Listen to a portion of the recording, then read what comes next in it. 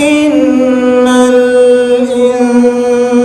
الإنسان لربه لكنود وإنه على ذلك لشهيد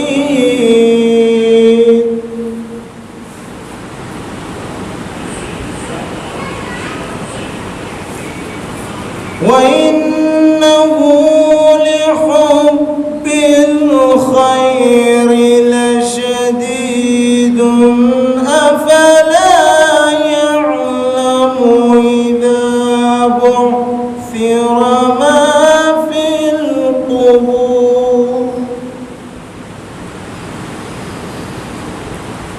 وحصل ما في الصدور إن ربهم بهم يومئذ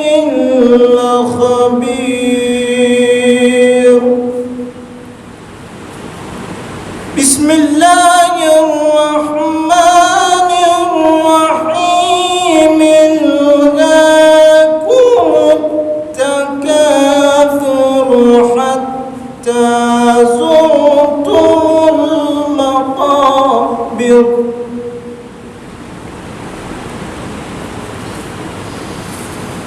كلا سوف تعلمون ثم كلا سوف تعلمون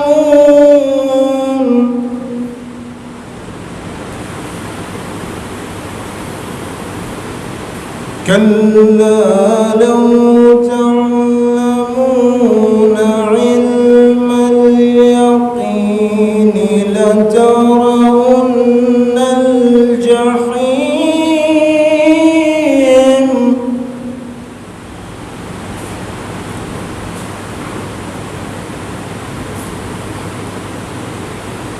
ثم لترونها عين اليقين ثم لتسألن يومئذ عن النعيم صدق الله العلي العظيم اللهم صل وسلم وزد وبارك على رسول الله وآله الأطهار على رسول الله وآله الأطهار محمد وعلى محمد صلى الله عليه وسلم.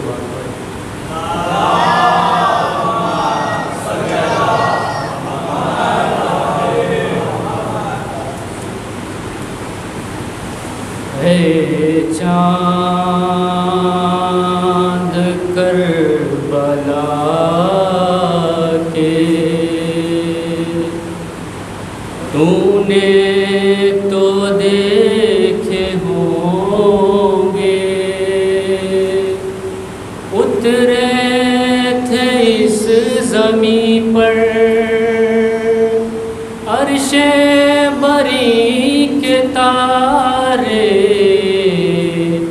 اے چاند کربلا کی اے چاند جلوہ گر ہے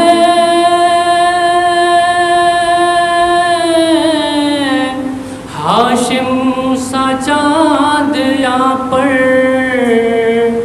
سوغات روشنی کی لے لیجیو یہاں سے اے چاند کربلا کے چاند اس زمین پر رکھیو ہمیشہ ٹھنڈک سوتے ہیں جو یہاں پر زہرا کے ہیں وہ پیارے اے چاند کربلا کے تو نے تو دیکھے ہوں گے اترے تھے اس زمین پر عرش بری کے تارے اے چاند حر اور حبیب جیسے انصار اور احبا مارے گئے یہیں پر انصار شاہدی کے اے چاند کربلا کے اور پامال ہو رہی تھی قاسم کی لاش یہاں پر عباس اور اکبر تو چنتے تھے جن کے ٹکڑے اے چاند کربلا کے بازو کٹے یہیں پر عباس با وفا کے اذن وغا نہ پایا پانی بھلا نہ پائے اے چاند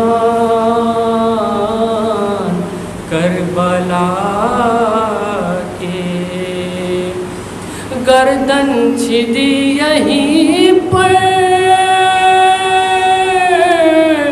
بازو چھدا پدر کا دونوں تڑپ تڑپ کر اس جہاں سے گزرے اے چاند کربلا کے اور اس بن میں ایک باچی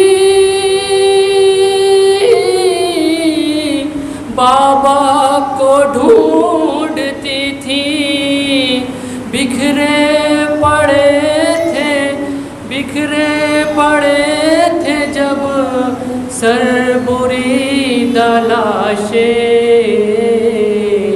اے چاند کربلا کے اور پانی پلانے لائے ایک مہلکہ کو سرور مارا ہے ہر مولا نے تیرے ستم لگا کے اے چاند کربلا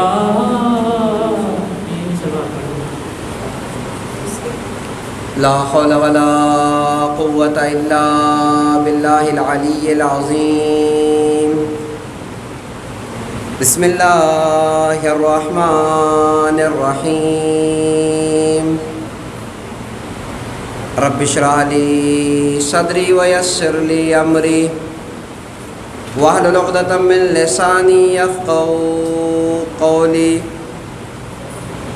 حسبنا الله ونعم الوكيل ونعم المولى ونعم النصير الحمد لله الذي هدانا لهذا وما كنا لنهتدي لولا أن هدانا الله لقد جاءت رسل ربنا بالحق الصلاة والسلام وتحية والإكرام على نبينا المؤيد ورسولنا المسدد المصطفى الأمجد المحمود الأحمد حبيب إله العالمين نبي القاسم محمد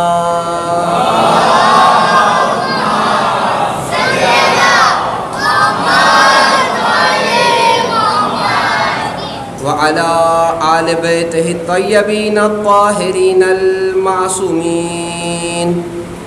ولعنة الدائمة على أعدائهم ومعاندهم وظالمهم وغاصب حقوقهم ومنكري فضائلهم وشاكين فيهم أجمعين.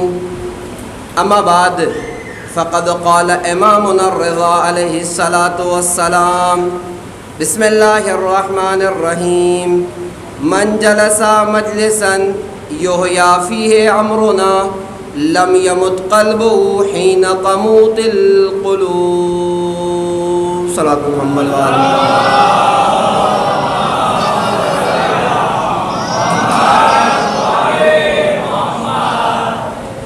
عزیزان کرام قدر، معزز و محترم سامعین کرام، شب اول ماہ محرم سب سے پہلے بارگاہ رب العزت میں لاکھ شکر ادا کرتے ہیں کہ اس سال اس نے پھر ہمیں یہ توفیق دی کہ ہم فرش ادا پر آ کر حسین کی دکھیاری ماں فاطمہ زہرا کو پرسہ دے سکیں، اس لیے کہ یہ کام بھی بغیر توفیقات کے حاصل نہیں ہوتا۔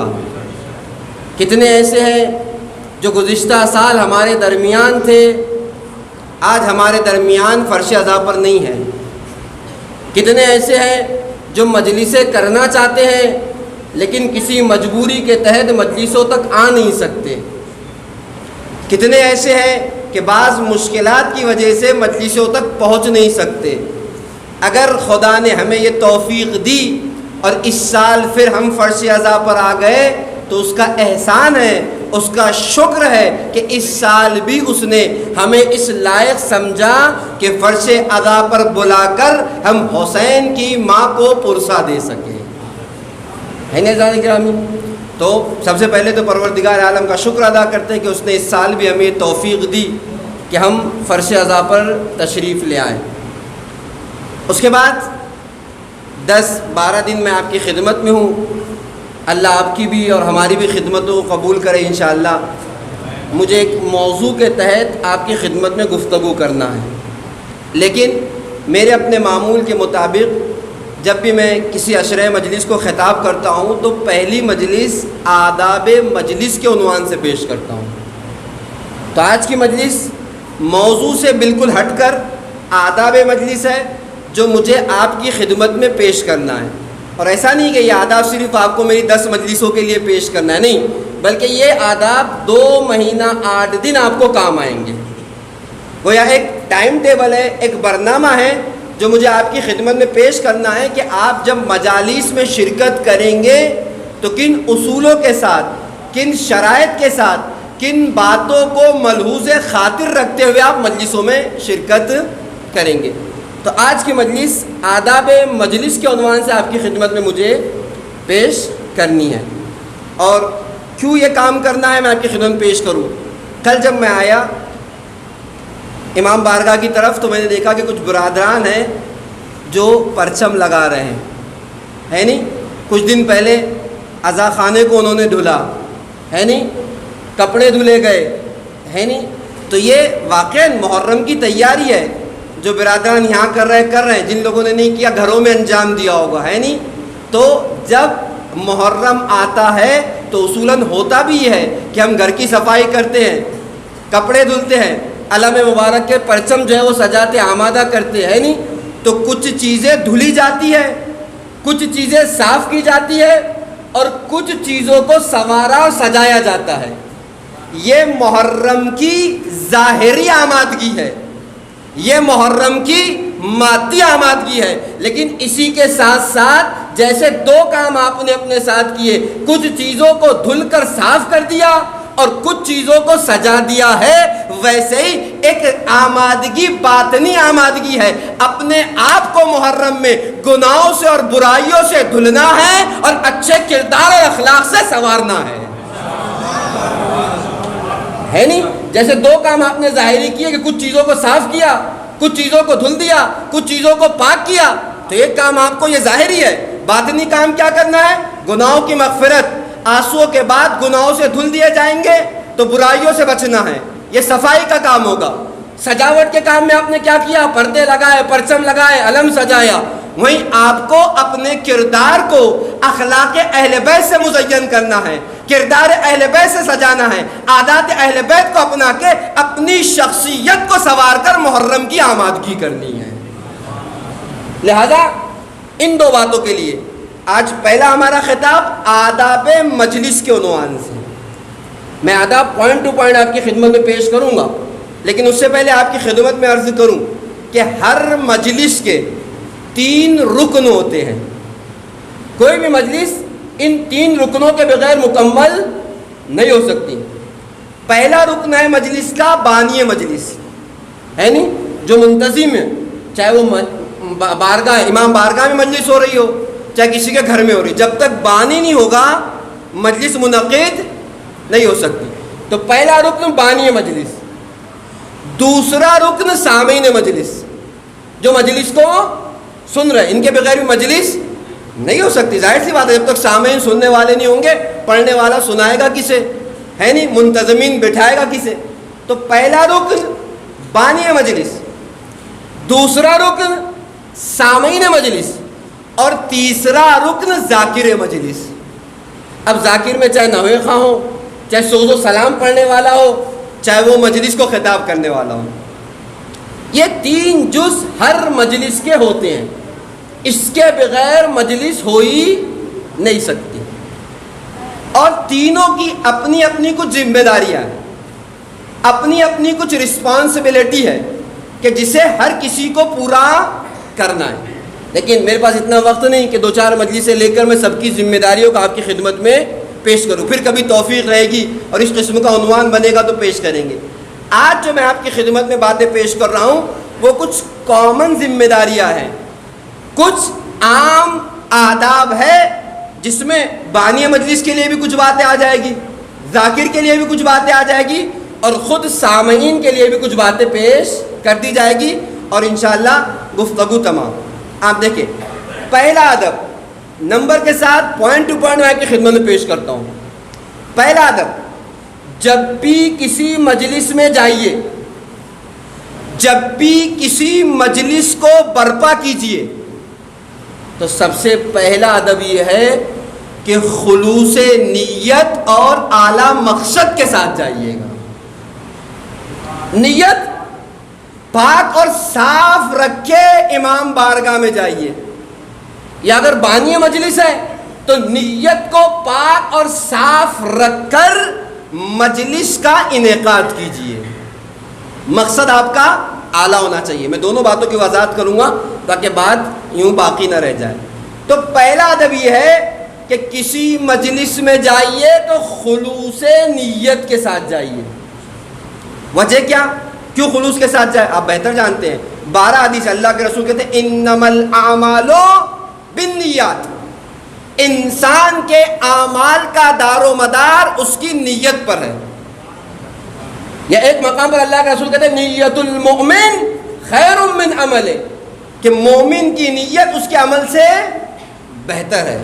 اور یقین مانیے، اگر ہم نے اپنی نیتوں کو صحیح نہیں کیا، میں نے کہا چاہے بانی مجلس ہو، چاہے سامعین مجلس ہو، چاہے مجھ جیسا ذاکر مجلس ہو، سب کو خلوص کے ساتھ اس کام کو انجام دینا ہے، ورنہ ساری محنتیں یوں کہ یوں دری رہ جائے گی، ساری قربانیاں یوں کہ یوں باقی رہ جائے گی اگر ہم نے اس کام کو خدا اور شہزادی کی رضایت کے علاوہ کسی اور چیز کے لیے انجام دیا۔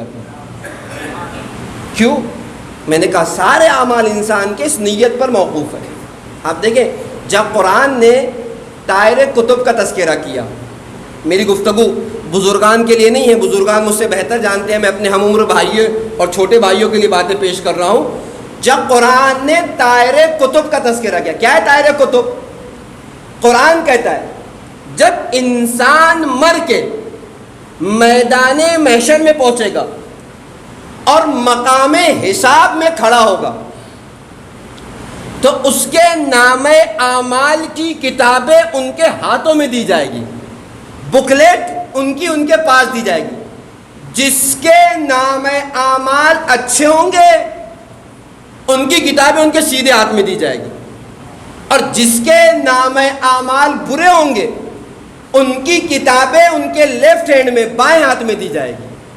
قرآن نے متعدد مرتبہ اس بات کا تذکرہ کیا. اور قرآن نے نہیں، آپ اگر دعاؤں میں بھی ان مطالب کو دیکھیں گے تو واضح طور پر یہ مطالب موجود ہے کہ جن کے نام اعمال اچھے ہیں ان کے نام اعمال ان کے سیدھے ہاتھ میں دیے جائیں گے، اور جن کے نام اعمال برے ہیں ان کے بائیں ہاتھ میں دیے جائیں گے. وضوء میں آج کی مجلس کا تبرک بھی سمجھیے گا، ہدیہ بھی سمجھیے گا، اسے لے کے جائیے. اور جانے کے بعد دیکھیے کچھ دعائیں ہمارے پاس مستحب ہے، وارد ہوئی ہے کہ ہم وضو کرتے وقت پڑھیں. بہترین دعائیں جو عمل آپ انجام دیتے اس مناسبت کی معصوم نے دعا پیش کی ہے، ضرور جا کے دیکھیے. جیسے موبائل دیکھنے کے عادی ہے ویسے کتابیں دیکھنے کے بھی عادی بنیے تھوڑا تھوڑا، ٹھیک ہے؟ ایسے ہوم ورک سمجھیے، ایسے کام سمجھیے. توضیح المسائل میں موجود ہے اور بعض جگہ بھی آپ کو مل جائیں گے، تحفۃ العوام وغیرہ میں.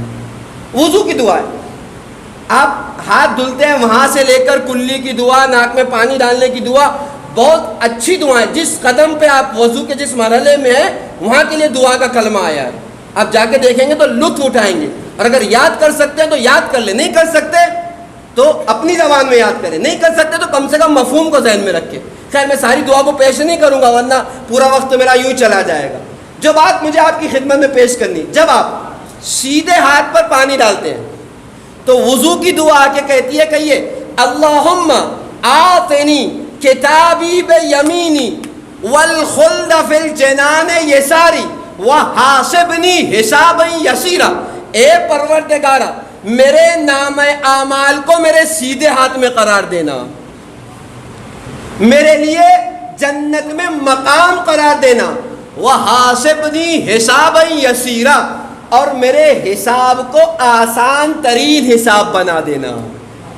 یہ جب آپ سیدھے ہاتھ پہ پانی ڈالتے ہیں، بائیں ہاتھ پہ ڈالتے ہیں تو دعا کے کہتی ہے اللہم لا تعطنی کتابی بالشمالی ولا من وراء ظہری ولا تجعلها مغلولۃ الی عنقی.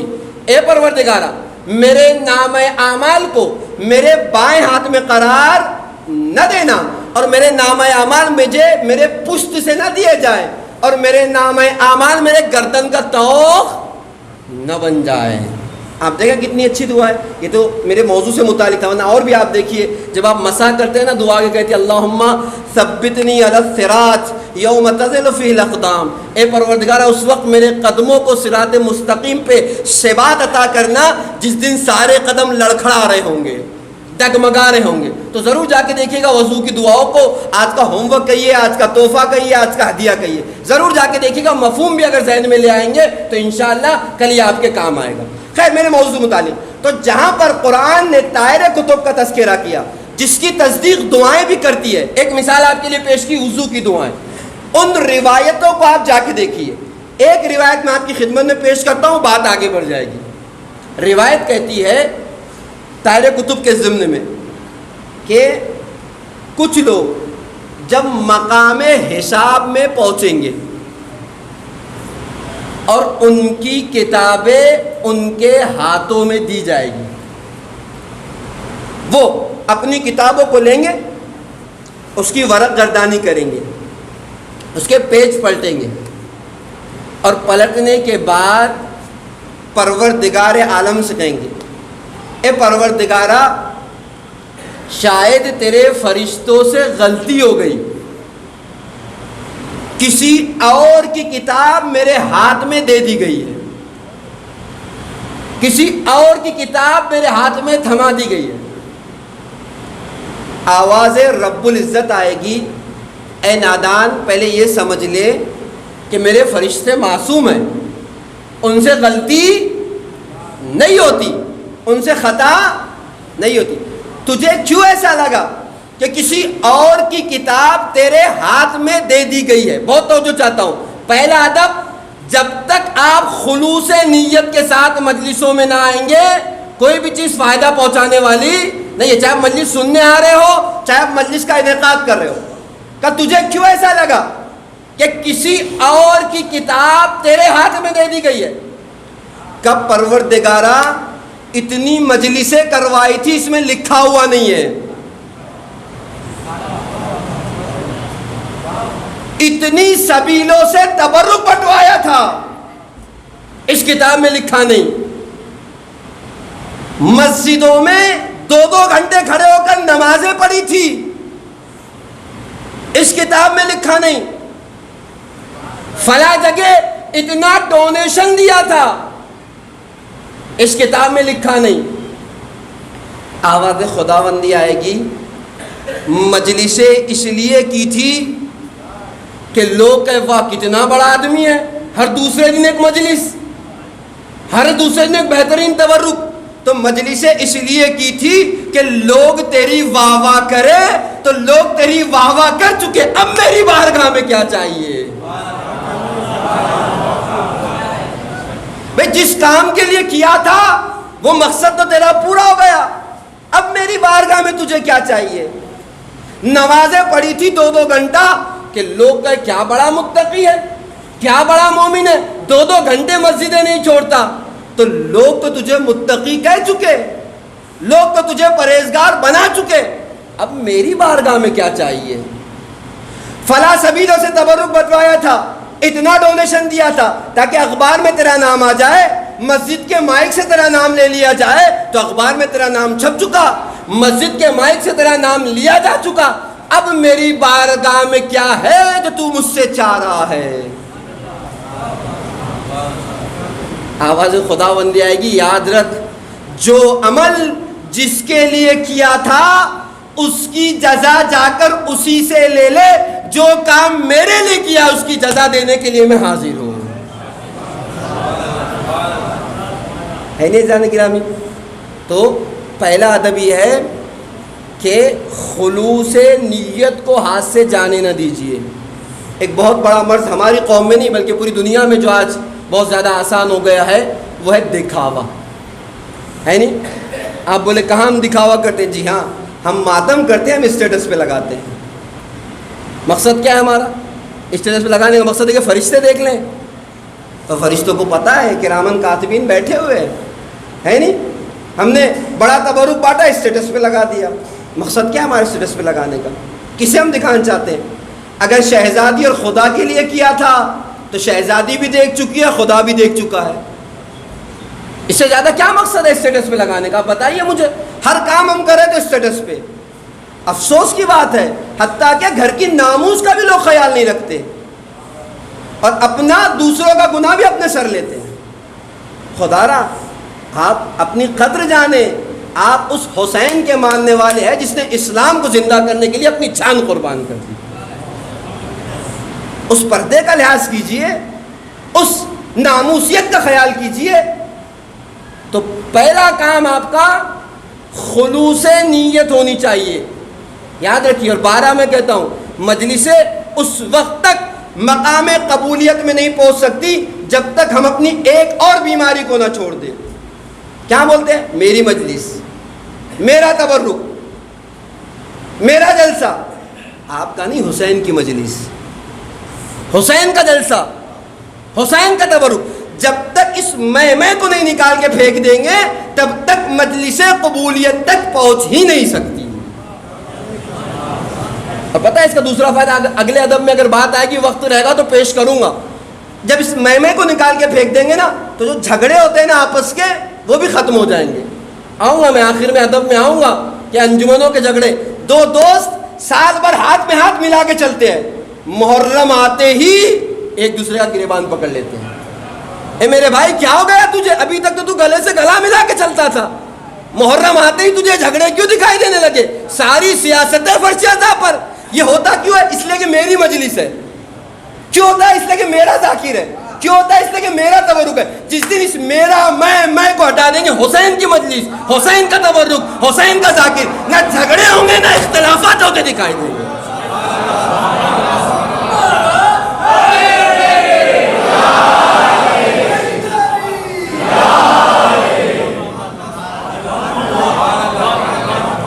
اختلاف ہے اسی بنا پر کہ یہ میرا ہے. جس دن میرے سے ہٹ کے حسین کا ہو جائے گا اس دن اختلاف نہیں ہوگا. اس لیے کہ امام حسین تو پہلے دن کہہ کے چلے گئے تھے، انی لم اخرج اشرا ولا بکرا ولا ظالم ولا مفسدا. میں کسی فساد کے لیے نہیں نکلا، میں کسی جھگڑے کے لیے نہیں نکلا، میں کسی دکھاوے کے لیے نہیں نکل رہا ہوں. میرا مقصد تو صرف نانا اور بابا کی سیرت پہ چلنا ہے. اريد ان امر بالمعروف ونهى عن المنکر. میرا مقصد تو امر بالمعروف ہے. جب حسین کا مقصد جھگڑا نہیں تھا، جب حسین کا مقصد فساد نہیں تھا، تو کیوں آج حسین کے نام سے جھگڑا ہے؟ کیوں آج حسین کے نام سے حسین کی عزاداری میں فساد ہے؟ اس لیے کہ مجلس ابھی تک ہماری ہے، حسین کی نہیں ہوئی. جس دن حسین کی ہو جائے گی، نہ جھگڑے ہوں گے، نہ فساد ہوگا، نہ ریاکاری ہوگی، نہ دکھاوا ہوگا، نہ واہ ہوگی. اب غور کر جانے گرامی، تو خلوص نیت کے ساتھ آئیے. میں نے کہا میں 10 دن کا برنامہ نہیں آپ کو، بلکہ 2 مہینے 8 دن کے لیے کچھ اصول دے رہا ہوں. ان 2 مہینے 8 دن اصولوں پہ عمل کیجئے، پھر آپ اپنے اندر تبدیلی، ترقی، تبدلی کو دیکھیں گے، ہے نہیں؟ تو نیت کو پاک بنائیے. اور ایک جملہ ساتھ میں اور کہا تھا کہ اعلیٰ مقاصد کو لے کر نہ صرف مجلسوں میں بلکہ دنیا میں کہیں بھی جائیے، جاب میں، اسکول میں، کالج میں، ہمیشہ اپنے مقصد کو اعلیٰ رکھیے. پتہ ہے جب آپ کسی اعلیٰ مقصد کا انتخاب کرتے ہیں تو ذیل کے سارے مقاصد خود بخود پورے ہو جاتے ہیں. لیکن اگر آپ کسی ادنا مقصد کا انتخاب کرتے ہیں تو اس کے اوپر کے جو مقاصد ہیں خود بخود فوت ہو جاتے ہیں. تو ہمیشہ جب بھی مقصد اور ٹارگٹ لیجئے گا تو اعلیٰ مقصد لیجئے گا. مثالیں بہت سی ہے، میں مجلسوں سے مثال دے دوں تاکہ جو موضوع ہے بات اسی سے آگے بڑھ جائے. فرض کیجئے میں فلاں صاحب کی مجلس میں تشریف لے گیا اس لیے کہ فلاں صاحب ناراض نہ ہو جائے، ہے نہیں؟ فلاں صاحب کو خوش کرنے کے لیے گیا. یا مثلا میں فلاں مجلس میں اس لیے گیا کہ اچھا تبرک بڑھتا ہے. ٹھیک، آپ مجھے بتائیے جو میں اس مجلس میں گیا ہوں کہ اچھا تبرک مل جائے یا فلاں صاحب خوش ہو جائے، تو میرے اس عمل سے شہزادی راضی ہوئی کہ نہیں ہوئی؟ اللہ کو راضی کر لیا میں نے. کیوں؟ اس لیے کہ میں نے ادنا مقصد کا انتخاب کیا، اوپر کے سارے مقاصد خود بخود فوت ہو گئے.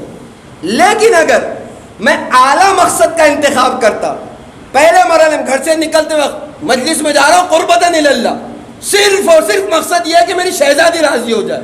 اب یقین مانیے خدا بھی راضی ہوگا، شہزادی بھی راضی ہوگی، تبرک بھی ملے گا، فلاں صاحب خوش بھی ہو جائیں گے، مومنین سے ملاقات بھی ہو جائے گی، علم میں اضافہ ہوتا بھی دکھائی دے گا. تو جب بھی آپ اعلیٰ مقصد کا انتخاب کرتے ہیں ذیل کے مقاصد خود بخود پورے ہو جاتے ہیں، لیکن ادنا مقصد کا انتخاب کرتے ہیں تو فوق کے مقاصد خود بخود ختم ہو جاتے ہیں.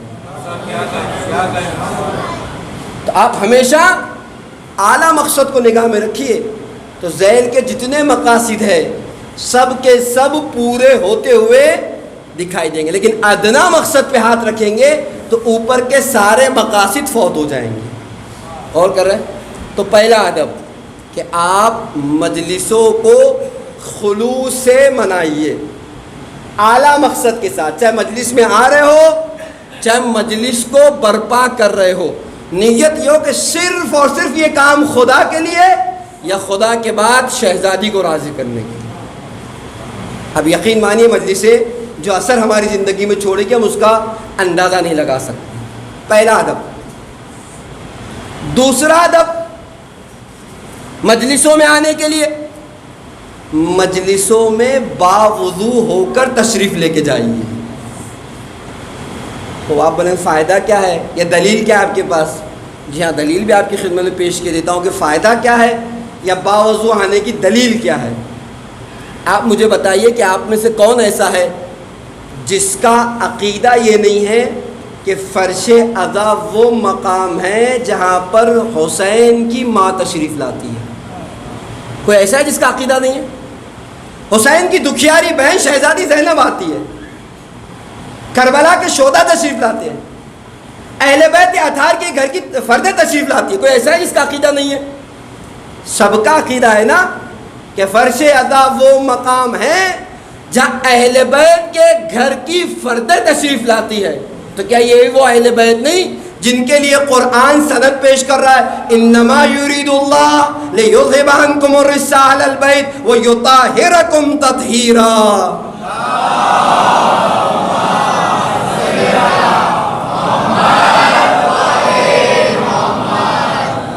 ہے نہیں جان گا؟ یہی وہ شخصیتیں ہیں نا جن کے لیے قرآن نے پاکیزگی کی سند دی. ہم نے ایسا پاک و طاہر بنایا جیسا پاک اور طاہر بنانے کا حق ہے.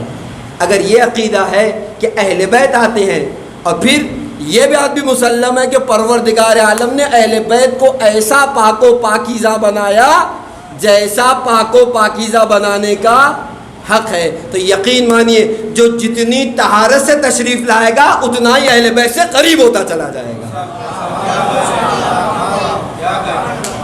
جتنا پاک و صاف ہوگا، جتنا طاہر ہوگا، جتنا باوضو ہوگا، اہل بیت سے قربت بڑھتی چلے جائے گی. اس لیے کہ شخصیتیں وہ ہے نجاستیں جن کے قریب نہیں آ سکتی، گندگیاں جن کے قریب نہیں آ سکتی. جتنے پاک ہو کے آئیں گے، جتنے طاہر ہو کے آئیں گے، اہل بیت سے قربت بڑھتی جائے گی، زندگیوں میں تبدیلی دکھائی دے گی.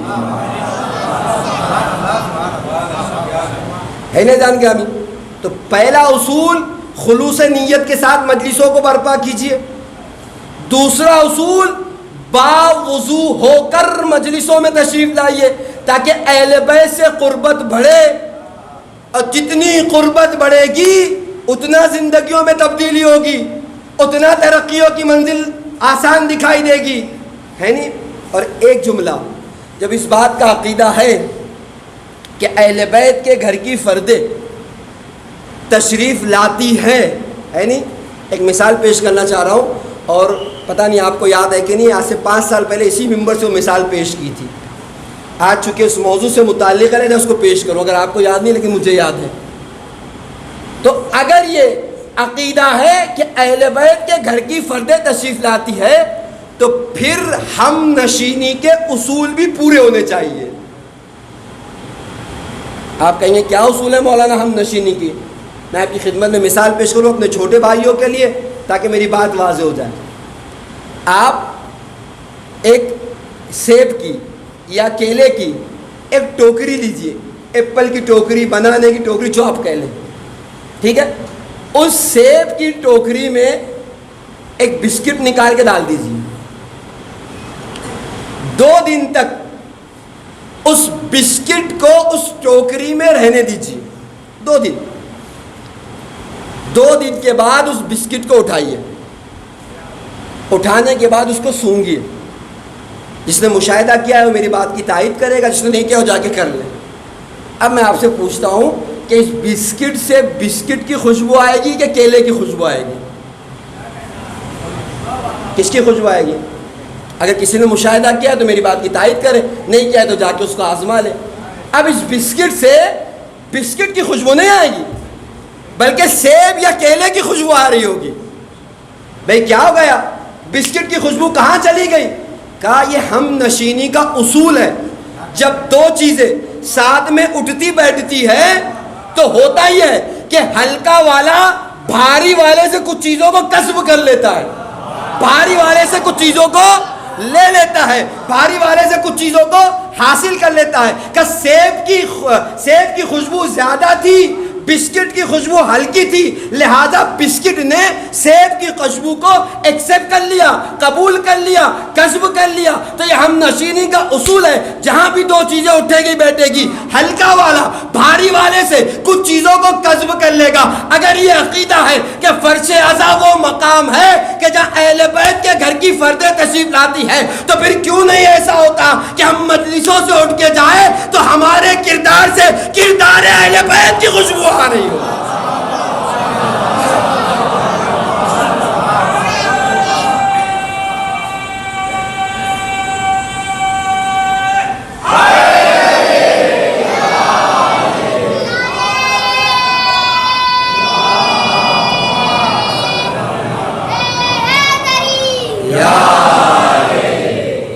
کھول کر جائیں گے پھر کیوں نہیں ایسا ہوتا؟ ظاہر سی بات ہے، کیا عالم میں، کیا کائنات میں کوئی کردار اہل بیت جیسا ہے؟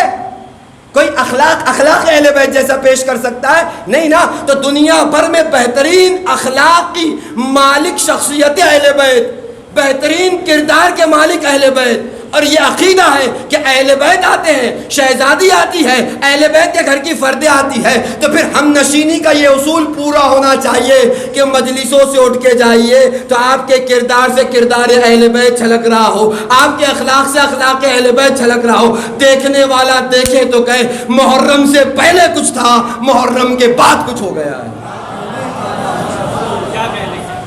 اور یاد رکھیے یہ جملہ ہمیشہ میں اپنی تقاریر میں کہتا ہوں، اگر ایسا نہ ہوا کہ جیسے ہم جہاں کھڑے تھے وہیں کھڑے ہیں، 2 مہینہ مجلسیں کی، نہیں معلوم ہزاروں لاکھوں مجلسیں کی، جیسے تھے ویسے کچھ بھی تبدیلی نہیں ہوئی میرے اندر، میں جہاں تھا وہیں کھڑا ہوں، تو ایک جملہ یاد رکھیے، پھر یہ سمجھیے رسم ازا پوری ہو گئی، حق فرش ازا پورا نہ ہوا۔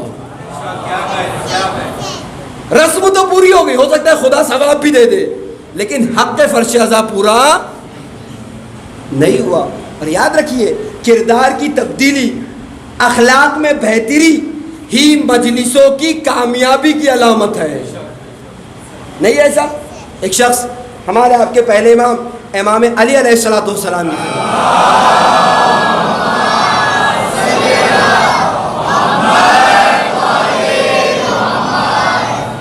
کی خدمت میں آیا، آ کے کہتا ہے مولا نمازیں تو بہت پڑھتا ہوں لیکن قبول ہوتی کہ نہیں ہوتی نہیں پتہ۔ امام نے کیا کہا کیا تم نے قرآن نہیں پڑھا؟ کہا مولا قرآن تو پڑھا۔ کیا کبھی اس آیت پہ غور کیا؟ کہا مولا کون سی آیت؟ امام نے آیت پڑھی ان الصلاۃ تنہی عن الفحشاء والمنکر، کہ بے شک نماز انسان کو برائیوں سے گناہوں سے روکتی ہے۔ کہ کیا مقصد مولا؟ کہ مقصد آسان ہے، اگر دیکھنا چاہتے ہو کہ نماز قبول نہیں ہوئی تو بہترین میزان، بہترین فارمولہ قرآن نے دیا۔ کہ کیا فارمولہ؟ کہ دیکھتے جاؤ، اگر نماز پڑھ کے گناہوں سے بچ رہے ہو، برائیوں سے بچ رہے ہو تو سمجھنا نمازیں قبول ہو رہی ہے، تبھی گناہوں سے بچ رہے ہو، لیکن نماز پڑھنے کے بعد وہی گناہ کر رہے ہو تو سمجھنا نمازیں قبول نہیں ہے۔ یہ فارمولہ نماز کا ہے نا۔ محفلوں میں مجلسوں میں ہم کہتے ہیں ہم تو نماز عشق پڑھ رہے تھے، تو اس نماز عشق کے فارمولے کو یہاں لا کر کیوں نہیں رکھتے کہ مجلسوں کے بعد اگر گناہوں سے بچ رہے ہیں، برائیوں کو چھوڑ دیا ہے تو سمجھنا مجلسیں قبول ہو رہی ہیں۔ اور اگر کوئی تبدیلی نہیں، میں نے کہا جہاں کھڑے تھے وہیں ہیں، جیسے تھے ویسے ہی ہیں، تو میں نے کہا یاد رکھیے رسم ازا پوری ہو رہی ہے، حق فرش ازا پورا نہیں ہو رہا۔ میرا موضوع نہیں ہے، میں نے خدمت پیش کرتا کہ کربلا ہو جائے تب بھی انقلاب، کربلا پڑھ دی جائے تب بھی انقلاب۔ شیعوں کی تاریخ آپ اٹھا کے دیکھ لیجئے، وقت ہوتا تو پیش کرتا، لبنان، ایران، عراق، جو آج بہتریاں بعض ممالک میں دکھائی دے صرف اور صرف کربلا کا صدقہ ہے۔ اگر آزاداری نہ ہوتی تو یہ تبدیلیاں، یہ انقلاب، یہ بہتریاں دکھائی نہ دیتی۔ تو کربلا ہر زمانے میں انقلاب ہے، چاہے پڑھ دی جائے چاہے کربلا ہو جائے۔ تو اگر 2 مہینہ 8 دن کسی مومن کی زندگی میں آئے اور آ کر چلے جائیں اور کوئی تبدیلی نہ ہو تو میں نے کہا رسم تو پوری ہو گئی، حق فرش ازا پورا نہیں ہو۔ 2 ادب آپ کی خدمت میں پیش کر چکا۔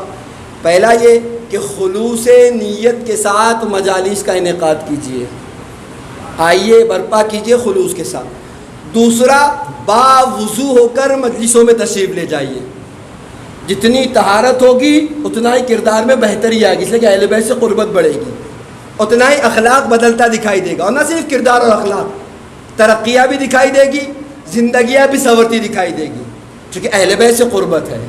اب غور کریں، یہ دوسرا ادب ہے کہ جب بھی آئیے تو باوضو ہو کر تشریف لے آئیے۔ تیسرا ادب آپ کی خدمت میں پیش کریں، اگر ایسی مجلسوں میں تشریف لے جائیے کہ جہاں جگہ تنگ ہو، چھوٹی جگہ ہو، چھوٹا گھر ہے، اس نے امام حسین کی مجلس کی ہے اور آپ سے کہا جائے کہ جگہ دے دو، تو آپ منہ مت بنائیے، غصہ مت ہوئیے، اسے اطمینان سے جگہ دے دو، جتنا ایڈجسٹ کر سکتے ہو ایڈجسٹ کر کے جگہ دے دو، ہے نہیں؟ انشاءاللہ آپ یہاں جگہ دیجئے، اللہ کل آپ کو جنت میں جگہ دے گا۔ میں اپنی طرف سے نہیں بول رہا ہوں، سورہ مبارکہ مجادلہ، میں نے کہا موبائل جیسے دیکھتے ہیں، جا کے کچھ ہوم ورک بھی لیجئے، قرآن کتابوں کا حوالہ دے رہا ہوں، جا کے دیکھیے۔ سورہ مبارکہ مجادلہ آیت نمبر 11، قرآن کہتا ہے کہ یا ایھا الذین آمنوا اذا قیل لکم تفصحوا فی المجالس، اے ایمان لانے والو، اگر تم سے کہا جائے کہ اپنی مجلسوں میں وسعت پیدا کر دو، فافصحوا، تو وسعت پیدا کر دو، یفصح اللہ لکم، تم مجلسوں میں وسعت پیدا کرو گے، کل اللہ تمہارے لیے وسعت پیدا کرے گا۔ سورہ مبارکہ مجادلہ تکرار کرو، آیت نمبر 11، آپ جا کے دیکھیں، قرآن نے واضح طور پہ کہا کہ اگر تم سے یہ کہا جائے کہ اپنی مجلسوں میں وسعت پیدا کرو، جگہ دے دو، تو جگہ دے دو، کل اللہ تمہارے لیے جگہ بنائے گا۔ اللہ کہاں جگہ بنائے گا؟ ایسی بات ہے، جنت میں بنائے گا، اور کہاں بنائے گا؟ ہے نہیں؟ تو ایسی مجلسوں میں اگر آپ شرکت کر رہے ہیں کہ جہاں جگہ تنگ ہے اور آپ سے کہا جائے کہ جگہ دے دو، تو جگہ دے دو۔ اس آیت کریمہ کی میں تفسیر دیکھ رہا تھا تو بعض علماء نے لکھا کہ یہاں ہو سکتا ہے پروردگار عالم کی مراد یہ ہو کہ اپنے دلوں میں وسعت پیدا کرو، اپنے بھائی کو معاف کرنے کی عادت رکھو، اپنی بہن کو بخش دو، اپنے چچا کو معاف کر دو۔ اگر یہ صلاحیت پیدا کر لے گئے تو کل خدا تمہیں معاف کر دے گا۔ تو بعض علماء نے لکھا کہ اس مجلسوں میں وسعت پیدا کرنے سے مراد دلوں میں وسعت پیدا کرنا بھی ہے۔ خیر کوئی فرق نہیں پڑتا، چاہے وہ دلوں کی وسعت ہو چاہے وہ مجلسوں کی وسعت ہو، تو آپ کو یہ کام کرنا ہے کہ آپ اگر ایسی مجلس میں جاتے ہیں کہ جہاں پر جگہ تنگ ہو اور آپ سے کہا جائے کہ جگہ دے دے، تو آپ جگہ دے دی، جتنا آپ ایڈجسٹ کر سکتے ایڈجسٹ کر لیں، منہ مت بنائیے، غصہ مت ہوئیے، ناراض مت ہوئیے، یہ مجلس کا ادب ہے۔ اس کے بعد اگلا ادب، مجلس میں جہاں جگہ مل جائے وہیں بیٹھ جائیے، ہے نہیں؟ ہمارے آپ کے 11ویں امام حسن عسکری علیہ الصلوۃ والسلام،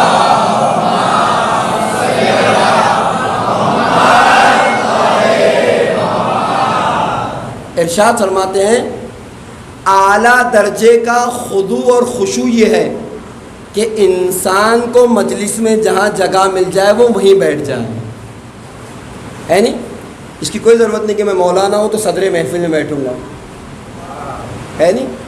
میں پریسیڈنٹ ہوں تو میں یہاں بیٹھوں گا، میں صدر ہوں، MLA ہوں تو میں یہاں بیٹھوں گا، نہیں، جہاں جگہ مل جائے آپ بیٹھ جائیے۔ اس کے بعد ٹھیک ہے لوگ آپ کو لے آئیں، مجبوری ہو، ایک الگ مسئلہ، لیکن میں خود اپنے اندر یہ بات پیدا کروں کہ نہیں میں تو صدر محفل میں تو شہ نشین رہوں گا، نہ، اس کی کوئی ضرورت نہیں ہے۔ خضوع و خشوع یہ ہے کہ جہاں جگہ مل جائے، میں بڑے گھر کا ہوں گے آپ بڑے گھر کے فرشتے سب کے لیے برابر ہے، جہاں جگہ مل جائے آپ وہیں تشریف فرما ہو جائیے، وہیں بیٹھ جائیے، ہے نہیں؟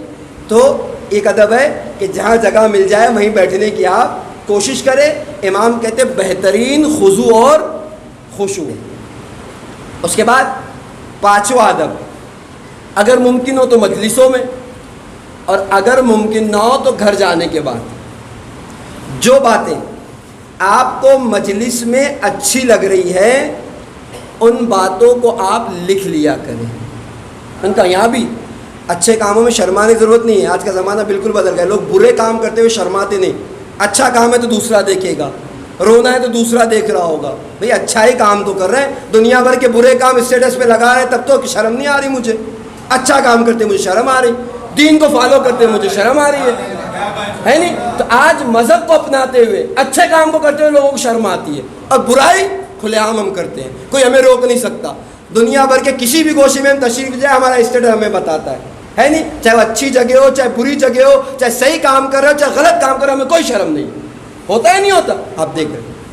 اصل بات جو کہہ رہا تھا کہ جو بات اچھی لگے اسے کیا کر لیں، نوٹ کر لیں، لکھ لیں، یہاں لکھ سکتے ہیں، یہاں لکھیں، گھر جا کے لکھ سکتے ہیں، گھر جا کے لکھیں، فائدہ کیا ہے؟ آنے والا ہمارے آپ کے آخری نبی حضرت محمد مصطفیٰ صلی اللہ علیہ وسلم.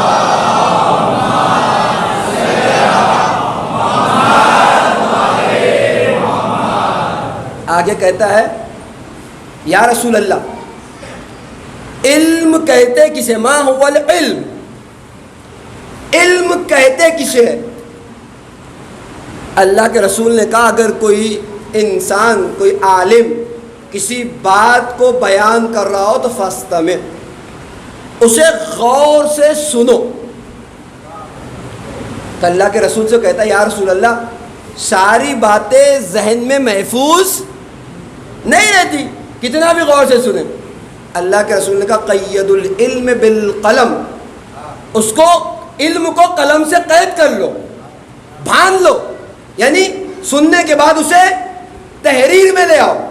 اس کے بعد اللہ کے رسول کہتے اتنا ہی نہیں، جب اسے تحریر میں لا چکے رہو تو اسے دل و دماغ میں جگہ دو، اور جب دل و دماغ میں جگہ دے چکو تو اس پر عمل کرنے کی کوشش کرو. اللہ کے رسول کہتے جس دن تم اس پر عمل کرنے لگ جاؤ سمجھنا تم نے علم حاصل کر لیا. میری غلط فہمی یہ تھی کہ کتاب پڑھنے سے علم حاصل ہوتا ہے. میں یہ سمجھتا تھا کہ ایک استاد کے بغل میں بیٹھ کے زانو ادب طے کرنے سے علم حاصل ہوتا ہے، لیکن اللہ کے رسول کہتے ہیں نہیں، علم پڑھنے سے نہیں، علم سننے سے نہیں، بلکہ علم اسے اپنا کر اس پر عمل کرنے کے بعد حاصل ہوتا ہے نہیں؟ تو لکھنے کا فائدہ آپ نے غور کیا، اسے لکھ لیا. اچھا ایسا ہی نہیں کہ دنیا میں فائدہ ہے. ایک حدیث معراج السعادہ میں آقا ناراکی نے امیر کائنات حضرت علی ابن ابی طالب علیہ السلام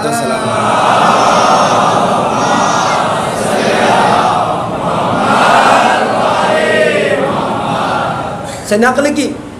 امیر کائنات کہتے ہیں کہ اگر کوئی شخص، آپ دیکھیں اس لکھنے کا فائدہ کیا ہے، اگر کوئی شخص مر جائے اور اپنی زندگی میں ایک علمی ورقہ، ایک علمی نوشتہ، یا آج کی زبان میں کوئی ایک لکھا ہوا پیپر چھوڑ کر چلا جائے تو امیر کائنات کہتے ہیں یہ علمی ورقہ نہیں ہے، یہ علمی نوشتہ نہیں ہے، کل اس کے اور جہنم کے آگ کے درمیان پردہ بن جائے گا. یہ علمی ورقہ نہیں، نوشتہ نہیں، کل اس کے اور جہنم کے آگ کے درمیان یہ حائل ہو جائے گا.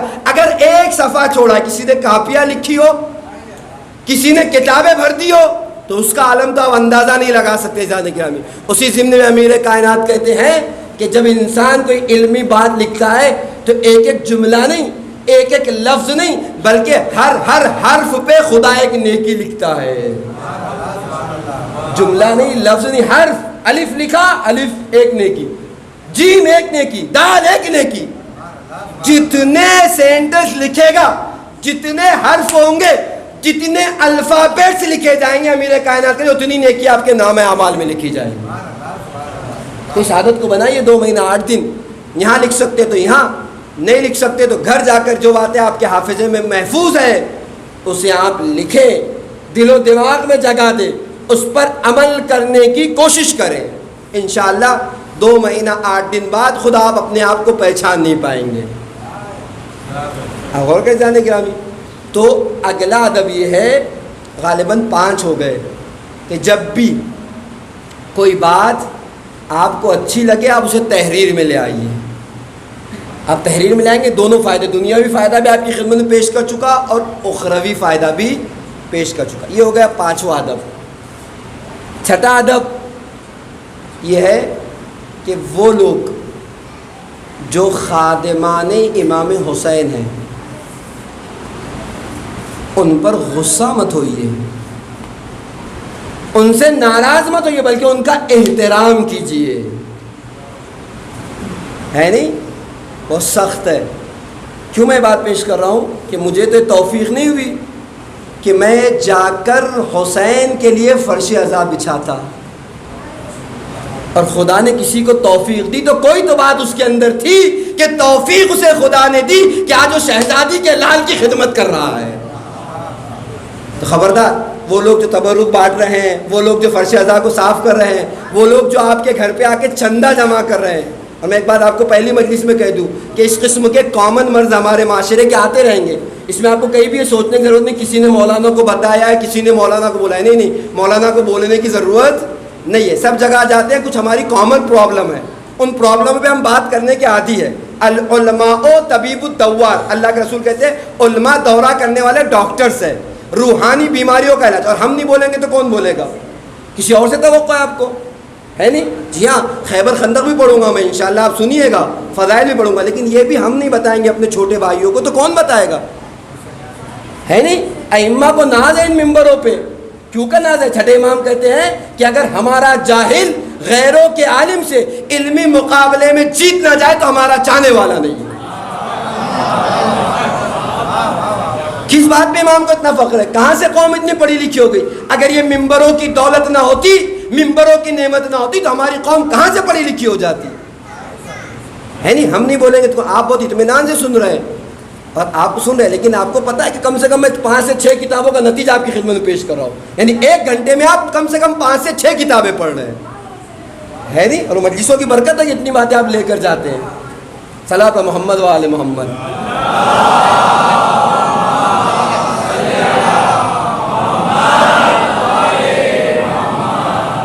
ہے نہیں. تو ان باتوں کو ذہن سے نکالے کہ کسی نے کہا ہوگا، کسی نے بتایا گا. نہیں، جو کامن پرابلم ہے ہمیں اسے ڈسکس کرنا ہی، اور ہم نہیں کریں گے تو کون کرے گا؟ اس لیے کہ صرف آپ کی ذمہ داری نہیں، میں بھی ذمہ دار شخص بن کے ممبر میں بیٹھا ہوں. ہے نہیں. آپ 1 گھنٹہ بیٹھیں گے مجلس میں، کل جب آپ کا حساب ہوگا تو 1 گھنٹہ. لیکن کتنے لوگ بیٹھے؟ اگر 60 سے 100 لوگ کا مجمع ہے، 100 لوگ کا فرض کیجئے، کل میں 100 گھنٹوں کا جواب دوں. آپ 1 گھنٹے کا جواب دیں، لیکن 100 گھنٹوں کا مجھے جواب دینا کہ میں نے 100 لوگوں کا 1 گھنٹہ لیا. کچھ نہ بتاؤں گا، کچھ نہ بولوں گا تو کون بولے گا؟ لہذا تھوڑا تھوڑا ان کی بھی عادت رکھیے ساتھ میں چلتے چلتے، تاکہ بھی ہو. تو خیر، اگلا ادب یہ ہے کہ خادمان مجلس کو ڈانٹیے مت، ناراض مت ہوئیے، برا بلا مت بولیے، چھوٹی سی بات پر ان سے ناراضی کا اظہار مت کیجیے. کیوں؟ اس لیے کہ کہیں نہ کہیں وہ مجھ سے بہتر ہے. تبھی تو شہزادی نے اپنے لال کی خدمت کے لیے اس کا انتخاب کیا ہے، تبھی تو اللہ نے اسے چنا ہے. مجھے تو یہ توفیق نہیں ہوئی، اس میں کوئی بات تھی جس کی بنا پر خدا نے اسے یہ توفیق دی. ورنہ کون ہے؟ آپ مجھے بولیے ذرا اپنے لیے پیسہ مانگ کے بتاؤ، میں مانگوں گا؟ یہ تو صرف حسین کا صدقہ ہے کہ چندہ مانگتے ہوئے نہیں شرماتا وہ. ورنہ مانگنا کوئی اچھی چیز تھوڑی ہے. لیکن صرف اور صرف نام امام حسین پہ وہ آپ کے گھر تک آتا ہے، صرف شہزادی کی خوشنودی کی خاطر وہ آپ کے سامنے ہاتھ پھیلاتا ہے. ورنہ کون ہے جو اس بات کو قبول کرتا ہے؟ تو اگر کسی توفیقات کی بنا پر اللہ نے اسے وہ توفیق دی، شہزادی نے اسے اپنے بچے کی خدمت کے لیے قبول کیا، تو کوئی نہ کوئی بات اس میں تھی جس کی بجا پر مجھے اس کا احترام کرنا ضروری ہے. بجائے میں کہ تھوڑا سا تبرک نہ ملنے پہ ناراض ہو جاؤں، تھوڑی سی بات پر اس کو گالی دے دوں، تھوڑی سی بات پر اس کا گریبان پکڑوں. نہیں، مجھے تو توفیق نہیں ہوئی سارے لوگوں کا معاملہ اپنے سر پہ لینے کی. وہ لے رہا ہے تو اسے لینے دیجئے، اس کا احترام کیجئے کہ کوئی کوالٹی ہے جس کی بنا پر اس کا انتخاب کیا گیا ہے. غور کر جانے کا یہ بہت ہوتا ہے ہمارے کو. ایک تبرک نہیں مل گیا تو ہنگامہ، ایک چھوٹی سی غلطی ہو کہ مائک خراب ہو گیا تو تب اتنا بڑا تماشا. مسئلہ نہیں ہے، تو ہوتا رہتا ہے. جانے گرامی انسان ہے، غلطیاں تو ہوگی، کام کرنے والے ہی سے غلطیاں ہوتی، جو نہیں کرتا اس سے غلطیاں بھی نہیں ہوتی.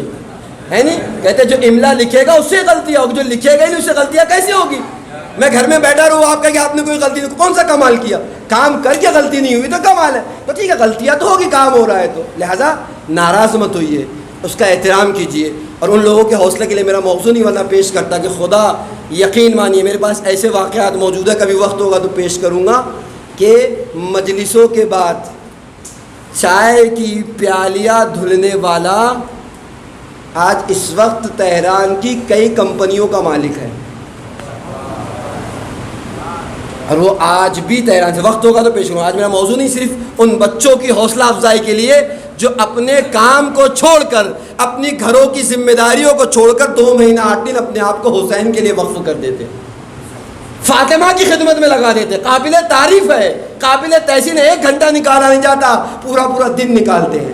آج بھی وہ فلیٹ لے کر، ایک 6 محرم کی مخصوص مجلس ہے، مشہد آ کر عزاداروں کی پیالیاں دھل کے کہتا ہے کہ یہ پیالیاں دھلنا ہے جس نے مجھے کئی کمپنیوں کا مالک بنا دیا.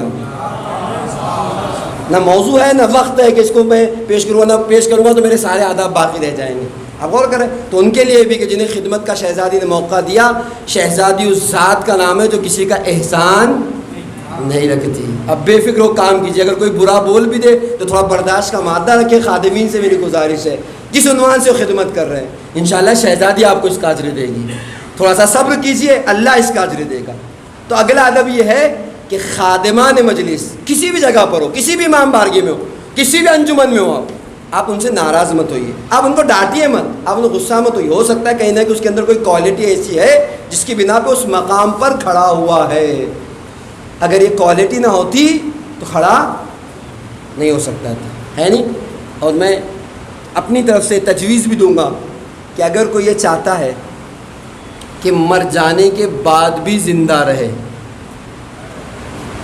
مر جانے کے بعد بھی زندہ رہے، اسے چاہیے کہ در اہل بیت کی خدمت کرے. مثال دوں میں آپ کی خدمت میں. اب دیکھیں پانی کا ایک قطرہ ہے نہیں، شدت کی گرمی ہے، اس پانی کے قطرے کو لیجئے زمین پر ڈالیے، کتنی ہے اس کی زندگی پانی کے قطرے کی؟ گرمی ہے، سیکنڈوں میں ختم ہو جائے گا، ہے نہیں. سیکنڈ بھی بہت ہو گئے شاید ختم ہو جائے گا.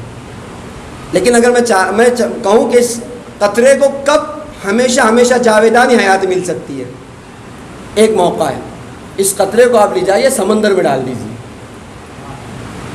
اب آپ بتائیے کب تک یہ زندہ ہے؟ جب تک سمندر زندہ ہے قطرے کی حیات باقی ہے. جب تک سمندر رہے گا تب تک قطرے کی زندگی باقی ہے. ہماری حیثیت کیا؟ ہم تو قطرے سے بھی کم ہیں، قطرے بھر کی بھی حیثیت نہیں. لیکن اگر ہم چاہتے یہ ہے کہ مرنے کے بعد بھی ہمیں زندگی عطا ہو جائے تو ضرورت اس بات کی ہے کہ ہم اپنے آپ کو اہل بیت کے سمندر سے جوڑ دیں، اہل بیت کے سمندر سے ملا دیں. جیسے ہی اہل بیت کے سمندر سے مل جائیں گے، جب تک اہل بیت باقی ہے آپ کا نام باقی رہے گا. ہماری حیثیت قطرے کی حیثیت، اہل بیت سمندر کی حیثیت. جب تک اہل بیت زندہ ہے تب تک قطرے کی زندگی باقی ہے، آپ کی زندگی باقی ہے. کیسے ہوگا؟ اہل بیت کی خدمت کر کے. خدا نے آپ کو شاعر بنایا ہے، کہیے اہل بیت کی شان میں اشعار. آپ مر جائیں گے آپ کا نام باقی. کتنے شعرا آج آپ کی خدمت پیش کروں. میر انیس علی اللہ مقام، آپ کو یہ نہیں پتا ہوگا کہ مر کے کتنا وقت ہو گیا لیکن زندہ ہے. مہداد ابھی، یہ تو بڑے بڑے شعرا. اس کے علاوہ بھی آپ چلے جائیں ابھی حالیہ میں، تو اگر آپ شاعر ہیں تو شاعری کر کے خدمت کیجئے. خدا نے بولنے کی صلاحیت دی ہے، آپ علم رکھتے ہیں، خطابت کر کے آپ اہل بیت کی خدمت کریں. ہے نہیں؟ نہ میں شاعر ہوں، نہ میں عالم ہوں، نہ میرے پاس خطابت ہے، تو میں کیا کر سکتا ہوں؟ خوب آپ فرش عزا بچھائیے، فرش عزا بچھا کر خدمت کیجئے. میں آپ کو کتنے مقامات آپ کے ہندوستان میں بتا سکتا ہوں کہ آج بھی ان لوگوں کا نام لیا جاتا ہے، کہتے ہیں کہ فلاں صاحب کے نام کی فاتحہ مجلس کا فرش بچھایا کرتے تھے. کتنے مر گئے کسی کو کوئی یاد نہیں کرتا، ان کو یاد کیا جاتا ہے. کیوں؟ اس لیے کہ مرض رضا کا فرش بچھاتے تھے. ہے نہیں؟ تو یہ کام تو کر سکتے ہیں، فرش بچھائیے. ٹھیک، فرش بھی نہیں بچھا سکتا، میرے اندر جو ہے وہ پیٹھ میں درد ہے، میرے ہاتھوں میں اور پیروں میں درد ہے. خوب پیسے سے خدمت کر سکتا ہوں، پیسے سے خدمت کروں. کام کرنے والا کوئی آ کے جو ہے وہ پیسہ دوں تاکہ خدمت ہو جائے اہل بیت کی، تب بھی آپ زندہ. نہیں میرے پاس پیسہ بھی نہیں ہے. یعنی کہنے کا مقصد ہے کہ جو خدمت آپ کر سکتے ہیں، جو کام آپ کر سکتے ہیں. آج انٹرنیٹ کے زمانے میں میرا کام ٹائپنگ کا ہے، لاؤ میں ٹائپ کر کے 4 حدیث امام بارگاہ میں لگا دوں، اہل بیت کی خدمت ہے. کل دیکھنے والا دیکھے گا کہ فلاں نے لگایا تھا. ہے نہیں؟ میں بہت اچھا ڈیزائنر ہوں، لاؤ سال بھر تو میں کماتا ہی ہوں، محرم کے لیے ایک تو اچھی ڈیزائنیں تیار کر کے جو ہے وہ امام بارگاہ میں ہدیہ کر دوں. آپ جو کر سکتے ہیں، جس فیلڈ کے آپ ماہر ہیں. ایسا تو نہیں ہر انسان میں صلاحیتیں ہوتی ہے، کچھ تو آپ کو آتا ہوگا. جو آپ کو آتا ہے اسی عنوان کی خدمت اہل بیت کے لیے پیش کیجئے.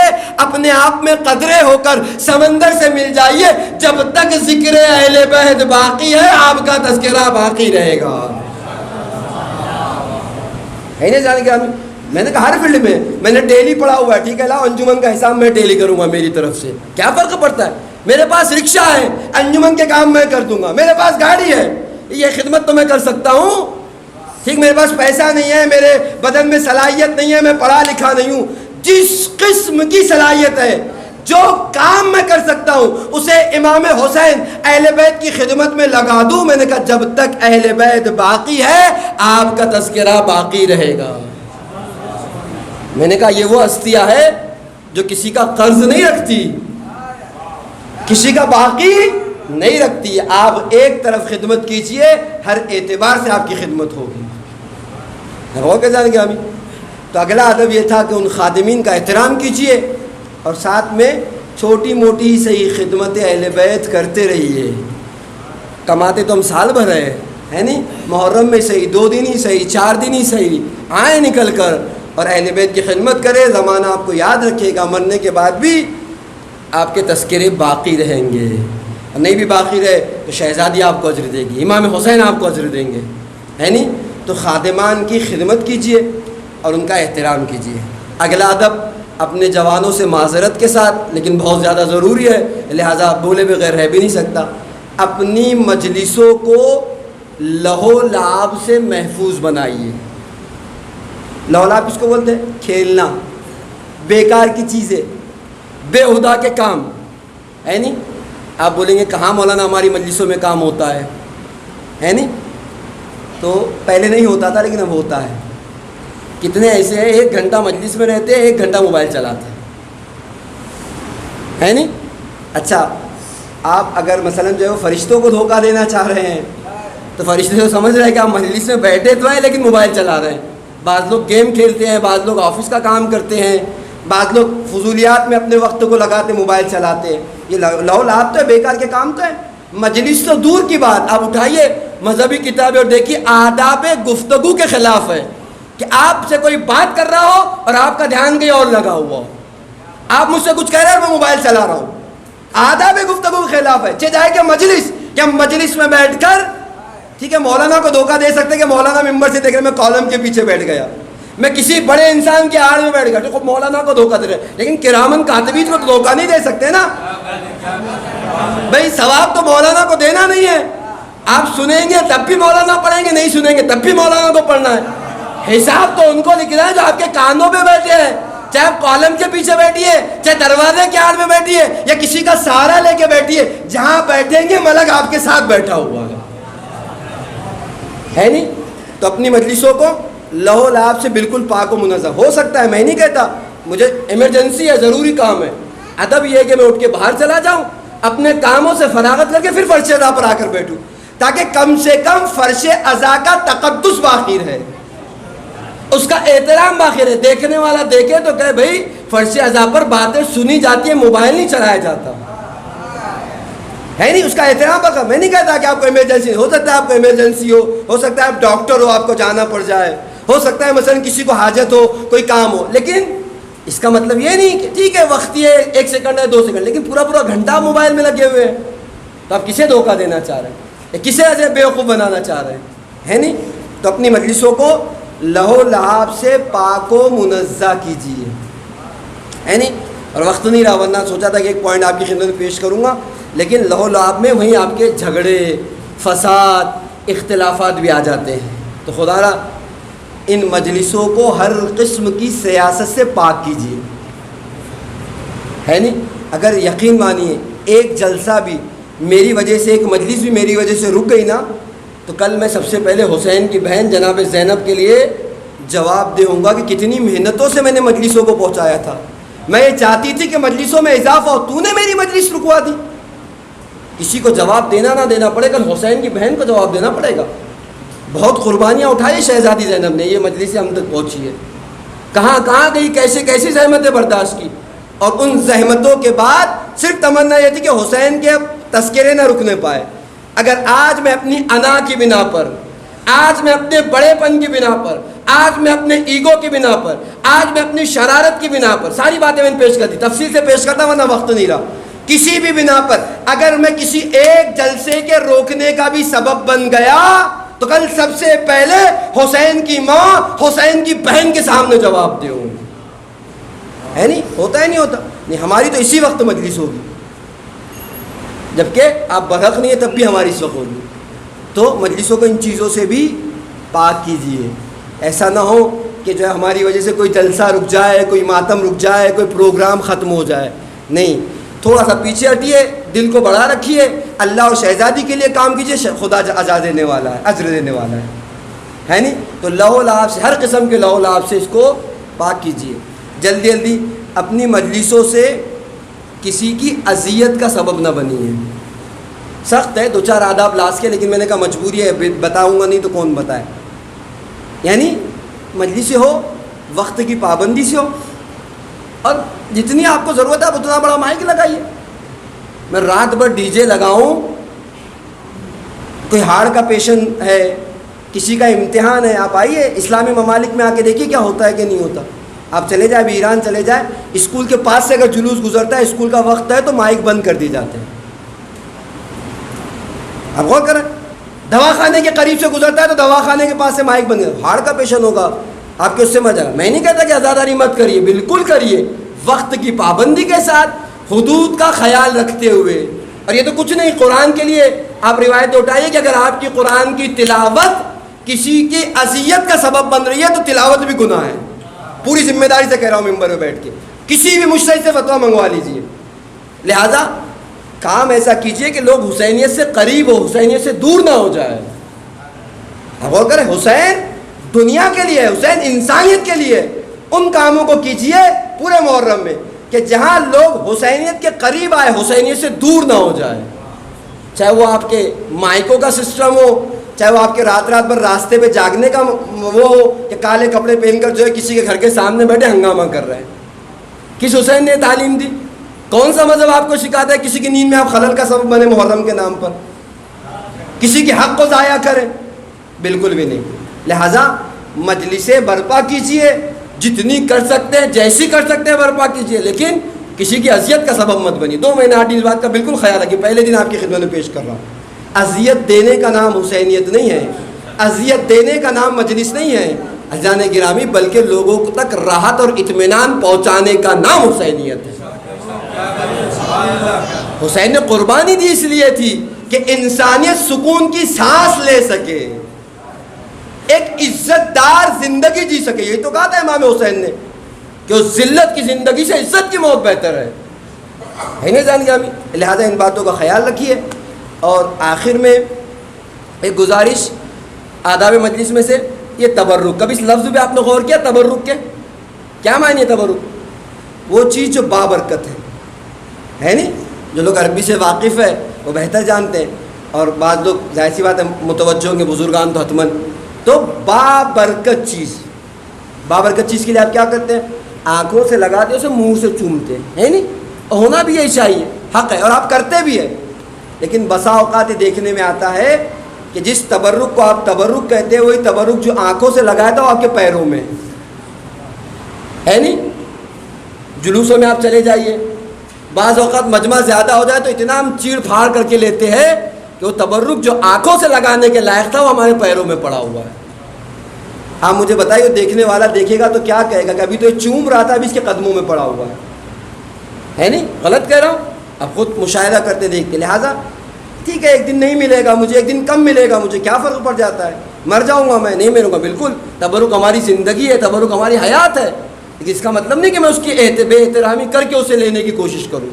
نہیں, اس کا احترام باقی رہنے دیجیے. اور خاص کر کے ان حضرات سے میری گزارش ہے, کچھ لوگ ایسے ہیں کہ جو ایک پہ جن کا بس گزارا نہیں ہوتا, 2-4 چلے جائیں گے, سڑا کر پھینک دیں گے, کسی کو کھانے نہیں دیں گے. اور ان لوگوں کے لیے جملہ کہہ دوں, یہ لوگ دوہرے گنہگار ہیں. پتہ ہے کیوں؟ پہلا گناہ یہ کہ اسراف کیا ہے نہیں, 4 لے کے گئے, ایک ہی کھا سکا, 3 کیا ہوئے؟ مجبوراً پھینکنا پڑے خراب ہونے کے بعد. تو پہلا گناہ اسراف کا گناہ کہ اسراف کیا. دوسرا گناہ کسی بھائی کا حق مار کر لے کر گئے. بھائی 3 اضافی لے گیا, اگر 3 لوگوں کو میرے بعد تبرک نہیں ملا تو اس 3 لوگ کا جواب دے کون ہے؟ میں 3 اضافی لے کے گیا تھا, ایک اپنا اور 4 لے کے گیا. میرے بعد میں تو چلا گیا لے کے, لیکن جب منتظمین تبرک بانٹنے لگے تو لاسٹ میں 3-4 لوگوں کو نہیں ملا. اب جو 3 لوگوں کو نہیں ملا, اس کا ذمہ دار کون ہے؟ جیسے آپ 1 گھنٹہ بیٹھے تھے, وہ بھی تو آ کے 1 گھنٹہ بیٹھا تھا. جیسے آپ نے جو ہے وہ وقت دیا، اس نے بھی تو وقت دیا، اب اس کو نہیں مل رہا تو اس کا حق کس کی گردن پہ ہے؟ منتظمین کی؟ نہیں، اس نے تو بھائی اسے پتا تھا 100 کا مجمع 100 لے کے آیا تھا. کس کی ذمہ داری؟ اس کی ذمہ داری جو لے کر گیا ہے. دوہرا گناہ ہے، ایک اسراف کرنے کا گناہ، دوسرا دوسرے کا حق مارنے کا گناہ. لہذا ان کاموں سے پرہیز کیجیے، ٹھیک ہے نا. تبرک ہے، بابرکت رہنے دیجیے، سینے سے لگائیے، آنکھوں سے چومیے، شفا ہے اس کے اندر، زندگی آپ کی سنورے گی. لیکن اس کا احترام جب باقی رکھیں گے تبھی ہمارے لیے بابرکت ہے. خود ہم احترام نہیں کریں گے تو ہمارے لیے کون سی چیز اس میں باقی رہ گی ہے نہیں. تو اس تبرک کا بہت آپ قدر کیجیے، احترام سے لیجیے، تھوڑا سا رعایت کیجیے. کسی دن نہ ملے تو بھی کوئی بات نہیں، کل آپ کو زیادہ مل جائے گا، ہو سکتا ہے اللہ اس کے وجہ کچھ اور آپ کو دے دے، ٹھیک ہے. تو تبرک کا بھی احترام کیجیے، یہ آداب مجلس میں سے ہے. بس باتیں تو بہت تھی اور مجھے اس سے زیادہ آپ کا وقت بھی نہیں لگا، وقت بھی تمام ہو گیا ہے. آخری بات، یہ آنسو جو آپ کی آنکھوں سے روا ہوں گے، ان آنسوؤں کی قدر کیجیے، بہت قیمتی ہے. آغا بہجت رضوان اللہ علیہ کہا کرتے تھے، فرش ادا پر بہائے جانے والے آنسو نماز شب سے زیادہ افضلیت رکھتے ہیں. آغا مرشی نجفی کہتے ہیں یہ آنسو میرے مرضوں کا مرہم ہے. اور جب روتے تھے اور آنسو بہتے تھے تو اس آنسو کو سر و سینے پہ لگاتے تھے، کہتے تھے یہ میری روحانی اور جسمانی بیماریوں کا علاج کرتے ہیں. تو یہ آنسو بہت زیادہ قیمتی ہے. آپ نے سنا ہوگا، مجھے ضرورت نہیں تکرار کرنے کی، خود آقا مرشد نجفی کی اہم وصیتوں میں سے ایک وصیت کیا تھی کہ وہ رومال جس میں فرش ادا پر رویا کرتا تھا، اس رومال کو میرے ساتھ میرے کفن میں دفن کر دو. ہے نہیں، جہاں انہوں نے بہت سی وصیتیں کی کہ میرا مصلی جس میں میں نے 40 سال نماز شب پڑھی، میرے وہ کالے کپڑے جسے محرم میں پہن گیا تھا، سب کفن میں دفن کر دو. وہاں اس رومال کی بھی تاکید کی ہے جس پہ وہ آنسو بہایا کرتے تھے. تو یہ آنسو بہت زیادہ قیمتی ہے. صادق آل محمد امام جعفر صادق علیہ الصلوۃ والسلام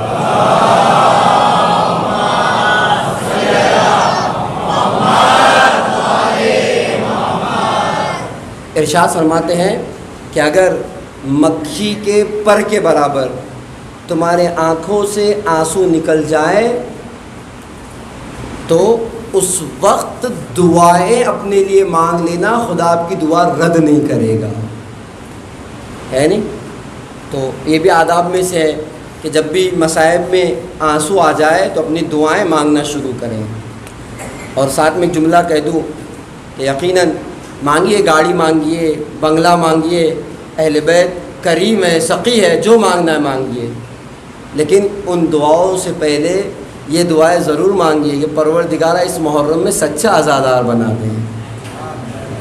حسین کی حقیقی معنوں میں یہ دعائیں بھی اپنی فہرست میں رکھیے، مانگیے. میں نے کہا چھوٹی نہیں، جتنی بڑی مانگ سکتے مانگیے، اس سے زیادہ کریم ہے اہل بیت، اس سے زیادہ خدا کا دروازہ کھلا ہوا ہے. لیکن ان دعاؤں کو بھی مانگیے جو ضرور پروردگارہ اس محرم میں حقیقی حسینی بنا دے، ایسا بنا دے پروردگارہ جیسے میرے وقت کا امام مجھے دیکھنا چاہتا ہے.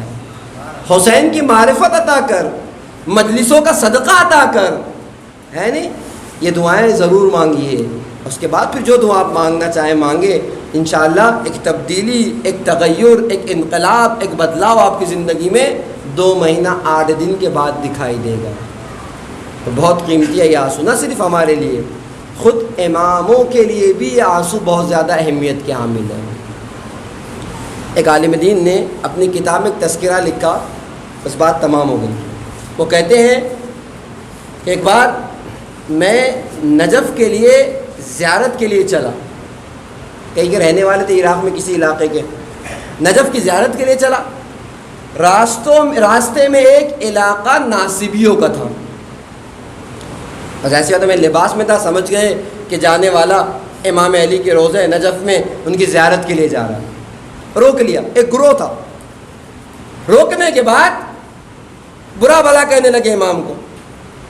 مجھ سے برداشت نہیں ہو رہا تھا، میرا خون اوٹنے لگا. کرتا کیا نہ کرتا، اتنے لوگ تھے، میں اکیلا سنتا رہا. اسی درمیان میں ایک ناصبی نے اتنی بڑی گستاخی کی کہ جسے میں بیان کرتے ہوئے شرم آ رہا ہوں.